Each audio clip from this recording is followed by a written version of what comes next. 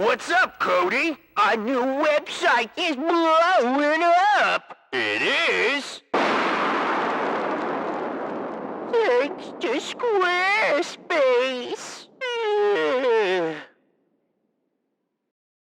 By 1981, the main group of Muppet performers had become a family. Following the lead of visionary Jim Henson, they had conquered television with 5 seasons of The Muppet Show and the ongoing Sesame Street. Jerry Nelson, a talented singer with an interest in multiple genres, had found a place to perform every style of music known to humans, and some known only to Muppets. The shy puppet builder Dave Goelz had more than come out of his shell, creating memorable and wild characters for The Muppet Show. In recent editions, Steve Whitmire and Catherine Mullen had proven to be brilliant talents, fitting right into the ensemble. The Muppets had done a lot for the lives and careers of these performers, but the performers had given the Muppets a lot in return. For one, The Muppet Show shot in London, and Sesame Street shot in New York. This meant a lot of extended travel for the performers and their families. Also, many of them had dedicated a good portion of their lives to a profession that Jim Henson more or less had a monopoly on. While Jim Henson was relying on them to make his ideas possible, the performers were relying on him to always have an idea to work on. With The Muppet Show ending, the schedules of Nelson, Goelz, Whitmire, and Mullen would change dramatically. Working on Sesame Street, Muppet features, and various specials would most likely not fill the time or compensation void left by Jim's decision to end The Muppet Show. As a result, these dedicated performers were looking to their leader for a new idea. And lucky for them, Jim was never short of them. What was next for his team of puppeteers? "I want to do a children's television show that will stop war," Jim said. Sounds simple enough. Hello there, my name is Jim Henson, and I'm a puppeteer. I'm called a puppeteer because I work with puppets.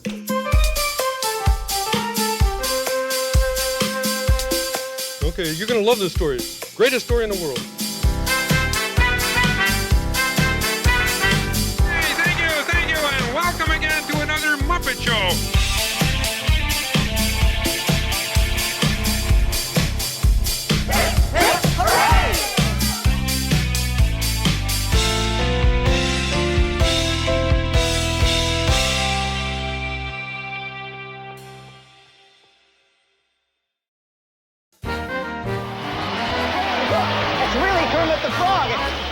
Who's with him?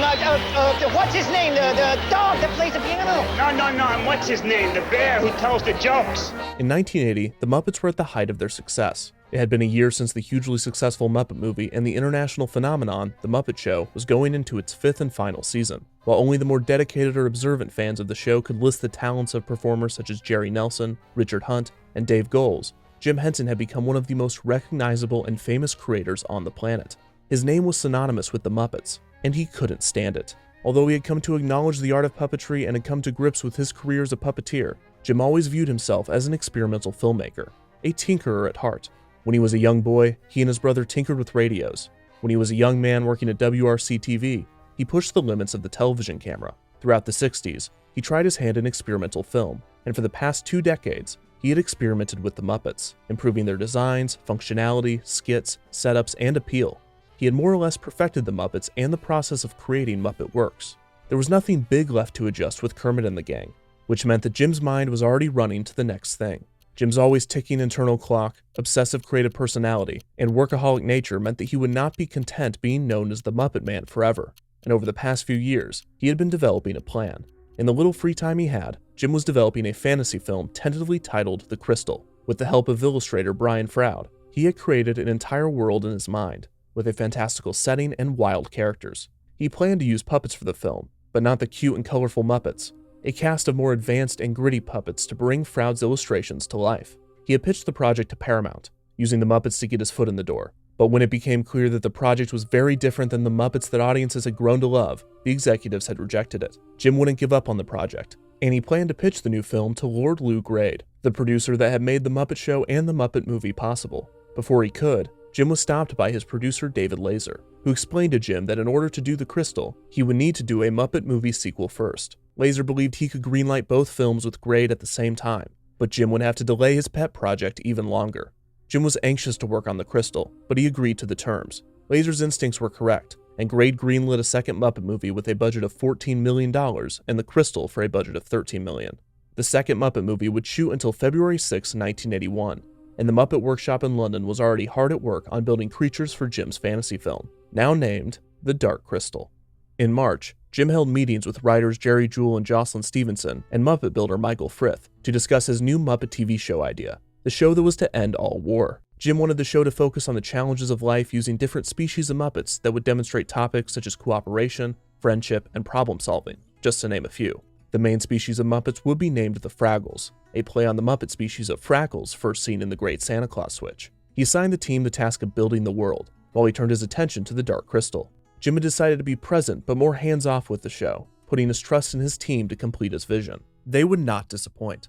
Jewell, Stevenson, Frith, and others spent months building and fleshing out the show's universe, with detailed species, characters, and settings. They placed everything in a binder with Jewell and Stevenson's notes and all of Frith's concept drawings. The show, using the working title Fraggle Hill, would feature a human character living above ground, and various species of Muppets living in caves and tunnels. The Fraggles were written to be curious about the humans on the Earth's surface, or as they called them, the silly creatures from outer space. And to continue this premise into the writing room itself, the binder was titled Things We Know About the Fraggles. The team wrote as if they were discovering a world instead of writing a story, and when Jim checked on the progress, he couldn't be more pleased. Still, his mind was elsewhere. Shooting on the Dark Crystal had started in April of 1981, and Jim was fully immersed in his fantasy world.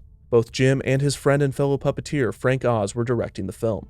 Jim had tried his hand at directing with the second Muppet film just 3 months prior, and it went well, although directing a film with an established cast of characters and a familiar staff made for a safe directorial debut.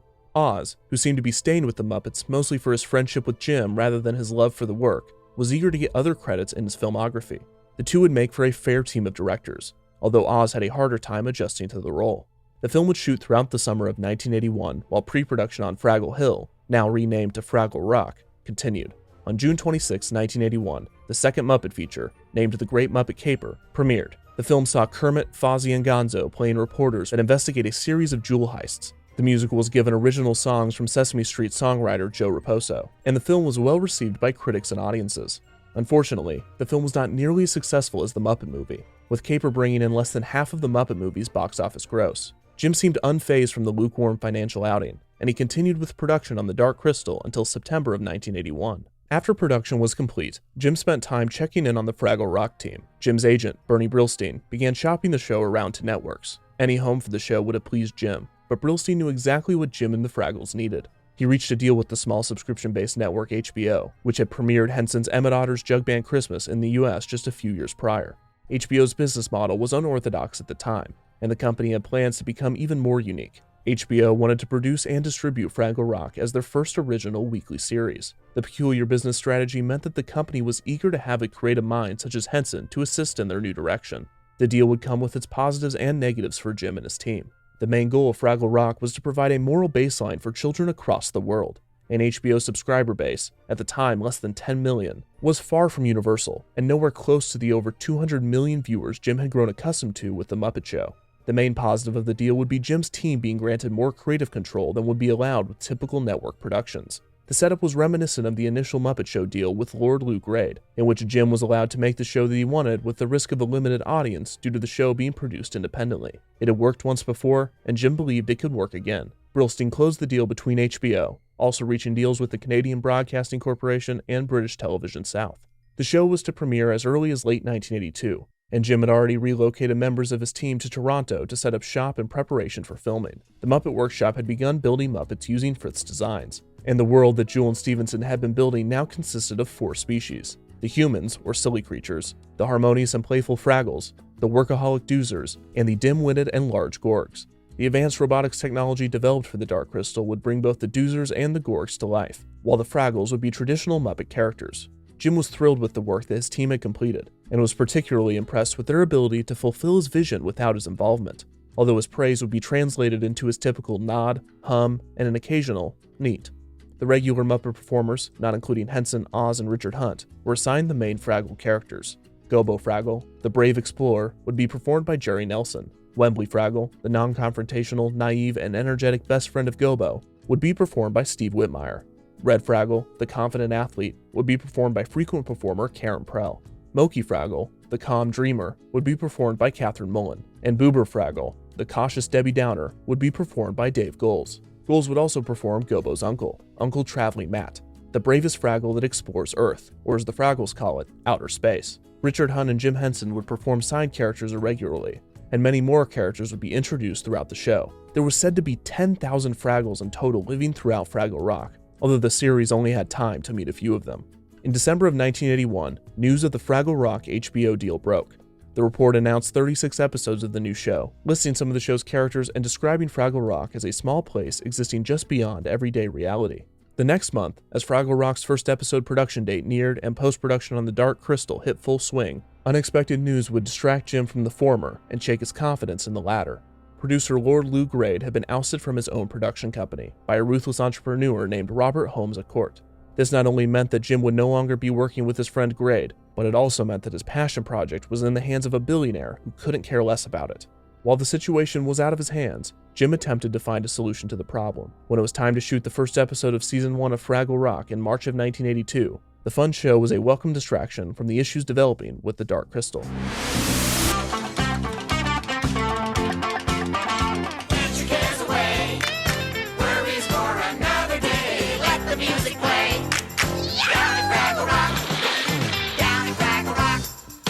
Down at Fraggle Rock. Since the show was greenlit without a pilot, HBO wanted to see what the show would look like, so the first episode would begin production on March 10th, 1982, with almost a month break before the second episode's shoot to give time for any necessary adjustments. Jim would be present for the shoot, although he would not direct or perform in the episode, a testament to just how autonomous the Fraggle Rock team had become. It was Jim's concept, ambition, and name that had made the production possible, but it was Jewel, Frith, Stevenson, and the rest of the team that had made the show possible. The first episode, entitled The 30-Minute Workweek, would nail the show's format and tone right out of the gate, and the drastic changes needed to make Sesame Street and The Muppet Show work would not be necessary with Fraggle Rock. The episode began with the silly creature Doc, played by Jerry Parks, entering his workshop and greeting his dog Sprocket, a Muppet performed by Steve Whitmire. The episode focused on decision-making and how to support friends when making decisions. The theme began with Sprocket not being able to decide whether to eat a jelly donut or a custard donut. As Doc waits for his decision, Gobo sneaks into the workshop to grab a postcard from his Uncle Matt. Oh, here, thanks for breaking my fall, Red. Terrific. I break your fall, you break my neck. After this, Gobo and Red make their way back into Fraggle Rock. Blue screen was used for many shots in the show. This included moving characters throughout the expansive caves of Fraggle Rock and making the Fraggles appear smaller next to the Gorgs. The blue screen technique, known in the industry as a traveling Matt, gave Uncle Traveling Matt his name. After returning to Fraggle Rock, the main plot of the show was set up. Wembley is having a difficult time choosing a job to do at Fraggle Rock. You're just upset because you haven't decided what job you're going to do. No, I haven't. I just don't decide well. And all of his friends sing a song about how great working is, although their definition of work is much different than that of the silly creatures and of the doozers. There's ping pong games that must be played and songs that must be sung. The characters then help Wembley with his decision. Moki shows him her job, which is gathering radishes from the home of the Gorgs. This introduces the only 3 Gorgs to appear on screen: Pa Gorg, voiced by Jerry Nelson, Ma Gorg, voiced by Myra Freed, and Junior Gorg, voiced by Richard Hunt, in one of his semi-regular roles on the series. Pa and Ma Gorg believe themselves to be the king and queen of the universe, with Junior Gorg being the prince of the universe. Junior Gorg is the guard of the kingdom, protecting the gate and attempting to capture the Fraggles who keep stealing their radishes. Back in Fraggle Rock, Gobo reads the postcard from his Uncle Matt, who has recently tested out one of the silly creature's modes of transportation, which in reality is just a roller coaster. The sequence, filmed on Canada's Wonderland's Wild Beast Coaster, featured a cameo appearance by Dave Goelz, operating Uncle Traveling Matt in the seat next to him with a false arm draped over the back of the car. Wembley eventually appeals to Marjorie the Trash Heap, performed by Jerry Nelson, the all-knowing oracle to the Fraggles. Marjorie lives with 2 small creatures, Philo, performed by Dave Goelz, and Gunge, performed by Richard Hunt. Marjorie gives Wembley the idea to become a fireman, and Wembley is thrilled to have come to the decision. Wembley asks to join the volunteer firemen, and they accept him immediately. The episode ends in the workshop, with Sprocket still having a difficult time making his decision. The episode was endearing, warm, and funny. The songs, composed by Philip Balsam with lyrics by Dennis Lee, were fun and catchy. The duo would continue to write original songs for the show, and the music would be one of the strongest aspects of the program. The writing was also hilarious, with great segments and bits, and the tone was just right. Work is an enriching experience. Yeah! Tedium and drudgery are good for the soul. Boober! Unlike The Muppet Show, which was loud and explosive, Fraggle Rock was soothing and tranquil. Although characters did yell and chaos sometimes ensued, It had a different intensity with the group of Fraggles. The Fraggles were problem solvers, and the main 5 were specifically designed to have skills and flaws that played well with the others. For instance, Gobo's adventurous nature clashes with Boober's cautious personality. Wembley's insecurities clash with Red's confidence. These clear differences do not drive the group apart, but instead hold them together, as they appreciate and recognize each other's strengths and weaknesses, and even use their varying traits to help them solve problems. The vision of togetherness was a core piece of Jim's pitch for the show. The other was delivering that message to an international audience, and the team had designed the format to do just that. The segments with Doc and Sprocket were made to be wraparounds, or as Jim called them, home bases. In North America, viewers would see Doc and Sprocket, but children in other countries might see a different character, their dog, and a hole to Fraggle Rock. The core puppet segments of the show would remain the same, but international markets were given the option to create their own Doc and Sprocket segments, making the series a co-production with the country or region. Only the UK, France, and Germany would take this option. In the UK, the character of Doc was changed to the Captain, a retired sailor living in a lighthouse, who was a bit harsher than Doc. Not even addressed to us. Gobo Fraggle. Who's Gobo Fraggle? In France, the character would still be named Doc, but was instead a chef working in a bakery, with his dog Croquette. Une carte pour un dénommé Gobo Argel. Non, Fraggle. Finally, in Germany, Doc and Sprocket remain the same as in North America, with the same scenes reshot in German. Einen Herrn Gobo Fraggle oder Fraggle. Nun sag mal, wie kommt denn die Post für einen... Other countries decided to simply dub the entire show rather than create their own segments. But the fact that the brand new show already had a chance at the international market was a victory in its own right. The week after the first episode of Fraggle Rock finished filming, Jim was already back at work on The Dark Crystal. The film's story was typical of fantasy. A young boy, Jen, would attempt to heal the powerful Dark Crystal where the evil Skeksis would rule forever. The story was nothing extraordinary, and screenwriter David Odell was handcuffed to the world that Jim had created in his head. In March 1982, the first cut of the film was complete, and Jim was confident in his work. The confidence was misplaced. The scene in which Jim was most proud, the Skeksis banquet scene, saw the grotesque creatures slopping on various foods and talking in a made-up language. This scene was a production designer's dream, but it was an editor's nightmare. It did nothing to progress the plot, and without subtitles or recognizable dialogue, it came across as gibberish. Jim saw it as an experiment in filmmaking, but after a heartbreaking cut screening in which the executives were stunned at how bizarre the film was, it was clear that Jim needed to make changes. It was one thing to make a 10-minute experimental film packed full of symbolism, but it was another to make a 100-minute experiment in visual storytelling and bill it as a fantasy adventure. Jim made the changes, but after Holmes à Court and the new executives demanded Jim change bigger parts of the film, Jim took it as an attack on the underlying idea of his work. Jim had been worried about the scenario for some time, and he had concocted a plan. He was going to buy the Dark Crystal back from Holmes à Court for $15 million. A move that could only and would only be pulled off by someone like Jim Henson. Jim obtained the rights to the film, now only having to convince its worth to its distributor, Universal Pictures. While Jim was fighting one of the most unique financial and creative battles ever fought in the entertainment industry, the Fraggle team was having a great time singing and dancing in Toronto. In mid-April of 1982, production went into full swing on season 1. They were supposed to get 12 episodes completed by August, which meant that they had to work at an episode per week pace, similar to that of The Muppet Show. It wouldn't be long until Jim took a break from the Dark Crystal drama to join his friends in Toronto. He would direct 4 of the show's first 12 episodes, including an episode titled Beginnings, which would be the first episode to air and would introduce audiences to the world of Fraggle Rock. The episode featured Doc entering the worn-down room that he would build into his workshop, moving a box along one of the walls, revealing a large hole behind it. On the other side was Uncle Traveling Matt, who views his new passageway to outer space. He returns to his nephew Gobo to explain that he will be leaving to explore outer space, and that he needs Gobo to pick up messages from him. The two sing the sweet Follow Me as Uncle Matt embarks on his adventure. Every morning, every day, every evening, calling me away. Jim would also perform 2 characters on the show, convincing John, a charismatic, manipulative faux priest Fraggle, and Cantus the Minstrel, a relaxed, wise musician. I say 1, 2, play me do, let me sound as sweet as you. After filming wrapped on the first half of Fraggle Rock's first season, the Muppet team remained in Toronto to film the Fantastic Miss Piggy Show, a star-studded special starring the Muppets' resident star, Miss Piggy. Without The Muppet Show, it was important for Jim to create specials and make appearances with the main cast of Muppets to keep attention on the characters in between films. Jim was already planning for a third Muppet feature, and although he did not want to take attention away from the Dark Crystal, the world still wanted more Kermit, and it especially wanted more Miss Piggy. The characters would also film another special with John Denver entitled Rocky Mountain Holiday. In late 1982, Jim and Oz made the rounds in the press promoting the Dark Crystal, which was set to release in December. He spent a good portion of the interviews explaining what the film was, and even more time explaining what it was not. It was not another Muppet movie. When the film finally premiered on December 17th, 1982, critics and audiences were split. Some loved it, some hated it, and most felt it was just okay. What seemed to be unanimous was that Jim Henson and Brian Froud's creative mind was on the screen, but as had been expected, the story fell flat for many viewers. Luckily for Jim's gamble in buying the film, The Dark Crystal performed well at the box office, making over $60 million worldwide. Just a month later, on January 10, 1983, Fraggle Rock premiered in North America,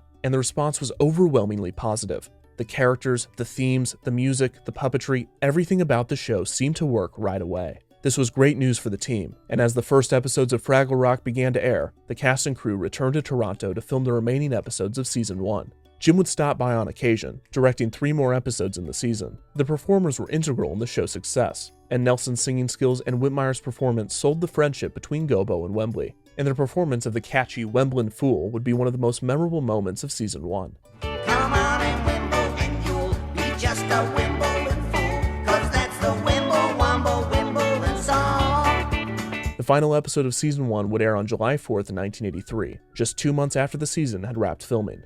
In total, 24 episodes had been produced. The team would be back to work in September, with the entire team returning, with the exception of Myra Freed, who was replaced by Cheryl Wagner for the voice of Ma Gorg. Season 2 would premiere on January 2nd, 1984. The series was steadily securing the international audience that Jim had hoped, and it eventually would be shown in over 90 countries. As the series progressed, the mythos deepened, with many episodes revealing different unique things about the Fraggles, Doozers, and Gorgs. Season 2 would also notably introduce Cotterpin Doozer, performed by Catherine Mullen in one of the rare episodes directed by Jim. In the episode, Cotterpin is not content with her life as a Doozer, and would much rather be a Fraggle. Through the series, the Fraggles have viewed the Doozers as workaholics, while the Doozers have viewed the Fraggles as lazy hippies. This episode bridged the connection between the Doozers and the Fraggles, and the story revealed much more about the Doozer species than originally known. For one, most of the Doozers are named after construction equipment. Also, all of the Doozers were believed to be the exact same, doing nothing but construction. This was a belief held by Cotterpin as well, who did not want to take her construction hat. Through the episode, Cotterpin knew she couldn't be a Doozer, and later realized that she couldn't be a Fraggle either. It wasn't until the end of the episode that she found her true calling. Architect Doozer, the head of construction for the Doozers, revealed to her that he also didn't want to take the hat. You know, it isn't necessary for all Doozers to take the helmet. A few of us take the drawing board. Cotterpin continued to appear throughout the series, and the Fraggles and Doozers began to interact more. The Fraggles and the Gorgs, particularly Junior, would also develop a relationship, proving the show's theme of unity among differences. Season 2 of Fraggle Rock would consist of 24 episodes, with the final episode airing on June 11th, 1984. By this point, the team was already at work on Season 3, completing 6 episodes before taking a break in production. The first episode of Season 3 would air in Canada on December 24th, 1984, and it would be the show's Christmas episode, The Bells of Fraggle Rock. Always up for a good Christmas special, Jim appeared as Cantus the Minstrel in the episode. Season 3 of Fraggle Rock would air until May 27th, 1985. This was the season's 22nd episode, despite 24 being produced. HBO had decided to split the 4th and final season of the show in half, which would have made for 2 12-episode seasons, but they instead took the final 2 episodes of Season 3 and held them for Season 4, resulting in 2 standard 13-episode seasons instead. Season 4 of Fraggle Rock would air until March 31st, 1986. Similarly, Season 5 would air from January 5th to March 30th, 1987. In the second to last episode of the series, Cantus returns for the Song of Songs, but in order to perform the number, he must create the Honk of Honks. He assigns Gobo to find the Honk of Honks, and Gobo goes to everyone that he knows, Marjorie the Trash Heap, the Doozers, and even the Gorgs, trying to assemble the pieces for the Honk of Honks. When it's still not enough, Cantus pulls him aside and tells him that everyone must be included, and that he must touch the silly creature from outer space. Gobo ventures out into outer space, just as Doc gets a call from his neighbor Ned, who's going to have to move because of health problems. Gobo touches Doc's hand and comforts him. Doc looks down and sees the Fraggle for the first time. Who are you? You mean you can see me? Can't I? Doc gives him the Swoop Foomer, the party favor he had given a name in the show's first season. This completes the honk of honks, and the song of songs commences. At the end of the episode, Doc decides that he and Sprocket need to be with their friend Ned, even if he's moving.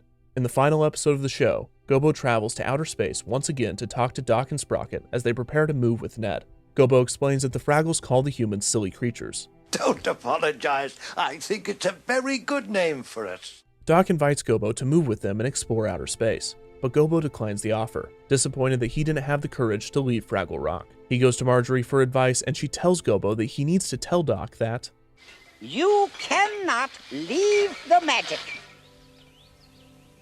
That's the message? Exactly. Gobo and the rest of the Fraggle Five run back to outer space to find that the workshop has been emptied and Doc and Sprocket have moved. Gobo's friends comfort him, saying that they would never leave him. He then realizes the trash heap didn't say that Doc shouldn't leave the magic. She said he couldn't. Gobo then discovers a new tunnel in Fraggle Rock, just as Doc moves into his new home, finding a box leaning against the wall. As he begins to wonder whether another Fraggle hole could be behind that wall, the box begins to move and Gobo comes out, telling him that he couldn't leave the magic. The entire cast come together to sing the refrain to the Fraggle Rock theme as the credits roll. Down at Fraggle Rock. Down at Fraggle Rock. Down at Fraggle Rock. Fraggle Rock was unlike any children's show ever created, and its target age demographic was difficult to decipher. Like most Muppet productions, there was something for everyone, but Fraggle Rock in particular had a few moments that were so deep and nuanced for a production of its kind that it was almost surreal. It's not important now. Everything is important. Either that or nothing is. I prefer the former. Fraggle Rock never attempted to teach letters or numbers like Sesame Street, and it didn't tackle everyday issues children encounter as direct as shows that followed it would. The characters weren't just a colorful group of friends that were always nice and got along. Gobo was moody, Red was egocentric, and Boober was negative, but they found ways to communicate and overcome these issues to have deeper friendships. The show did exactly what Jim intended. It gave children around the world a baseline set of morals, acceptance, problem solving, diversity, and unity, and then challenged the young audiences to think about bigger topics, such as friendship, life, and existence. Jim wanted to create a show that would end war, and in 1989, the Soviet Union aired an episode of Fraggle Rock. It was an immediate rating success, and it would become the first Western series to air on Soviet television. Just over 6 months later, the Berlin Wall fell. Sure, it was a coincidence that the end of the Cold War began around the same time that Fraggle Rock began airing regularly in the state, but Jim would take it. Everyone is magic. The silly creatures are just sometimes too silly to remember that. You cannot leave the magic.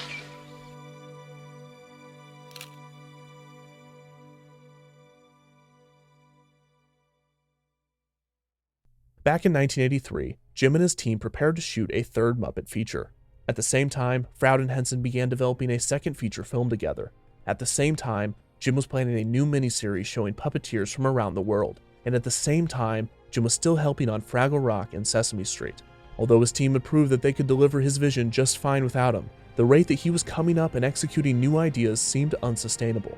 As much as Jim believed in the nature and spirit of the Fraggles, it was clear that Jim was no Fraggle. He was a doozer at heart. He worked every day, worried that he wouldn't have enough time for all of his plans, as if his time were running out. And although he didn't know it, it was.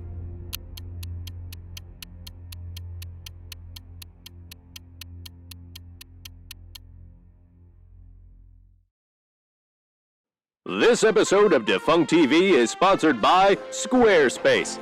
Thanks to Squarespace. Yes, Cody and the boss's website is blowing up, and it's because Cody finally used Squarespace.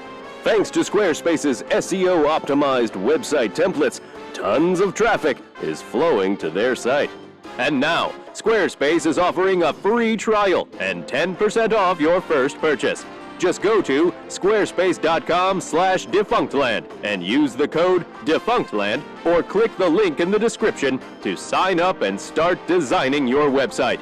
That's squarespace.com/defunctland, code DEFUNCTLAND.